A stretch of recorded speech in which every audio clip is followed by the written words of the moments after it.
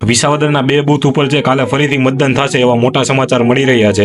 86 નંબરનું બૂથ જે માલીડાનું છે ઈ અને 111 નંબરનું બૂથ છે જે નવા વાઘણિયા ગામનું છે ઈ, આ બંને બૂથ ઉપર જઈ બોગસ વોટિંગની ને બીજી જે મારામારીની ફરિયાદો મળેલી હતી એટલે જે આ 2 ગામમાં જઈ ફરીથી મતદાન છે આવતીકાલે છે 21 તારીખના રોજ છે એ કરવામાં આવશે। આવી છે ચૂંટણી પંચ તરફથી જાહેરાત કરવામાં આવી છે।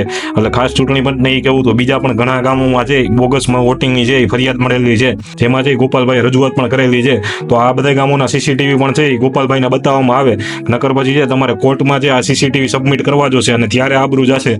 એના કરતાં છે અત્યારે જ સીસીટીવી બતાવી દો, જેથી કરીને જો ત્યાં પણ જઈ ફેર મતદાનની જરૂર પડે તો ફેર મતદાન જઈ કરી શકાય। એટલે હાલ પૂરતા સમાચાર એટલા છે કે 2 ગામમાં જે ચૂંટણી પણ જઈ ફેર મતદાન જઈ કરાવી રહી છે અને આવતીકાલે 21 તારીખના રોજ છે ફેર મતદાન થશે આ 2 બૂથ ઉપર।